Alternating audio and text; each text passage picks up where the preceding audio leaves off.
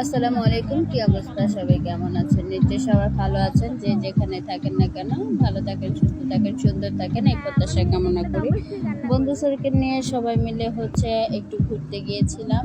যেহেতু অনেক সময় ধরে কোথাও যাওয়া হয় না, বের হওয়া পড়ে না, মনও খুব খারাপ থাকে অলমোস্ট। তো আমার আমার মেয়ের ক্লাস স্কুলের আরেকটা আপু, বোন অবশ্যই ছোট আমার। তো ও বলতেছে, আপু তোমার মন খারাপ, তো চলো আমরা একদিন কোথাও থেকে ঘুরে আসি, তোমার মনটা ভালো হয়ে যাবে। তো কয়েকদিন যাবৎ বলতেছিল কোথাও যাওয়া হয় না, যাবো যাবো বলিয়ে যায় না। সব কিছু মিলেই হয়তো তখন জবে ছিলাম, ছুটিও পাই না, সেজন্য যাবো যাবো বলে আর যাওয়া হয় না। তারপর ভাবলাম যে আসলে সত্যিকার অর্থে অ্যাকচুয়ালি যাই, কোথাও গেলে হয়তো ভালো লাগবে, মন ভালো লাগবে, শান্তি লাগবে, মন মানসিকতা ভালো থাকাটা খুবই বেশি প্রয়োজন। তো সেই ভেবে যেই ভাবা সেই কাজ, সেই ভেবে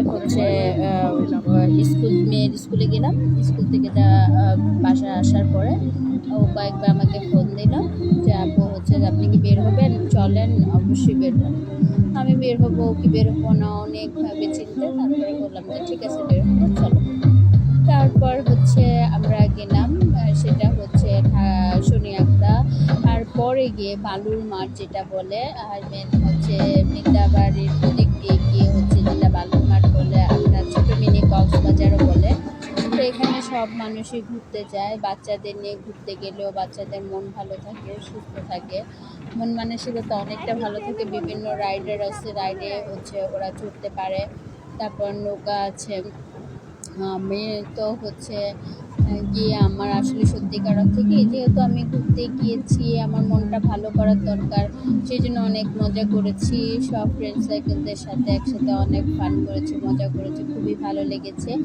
তারপর আসলে সত্যি ওদেরকে অনেক অনেক থ্যাঙ্কস, অনেক অনেক মিনি মিনি থ্যাঙ্কস তোমাদের সকলকে, যাতে করে তোমরা আমাকে নিয়ে গিয়েছো, আমাকে যে সময়টুকু দিয়েছো আমার খুবই ভালো লেগেছে। এই সময়টুকু আমি এরপরে এখন পর্যন্ত আর কোথাও বের হওয়া পড়ে না, যাবো যাবো বলেও যাওয়া হয় না।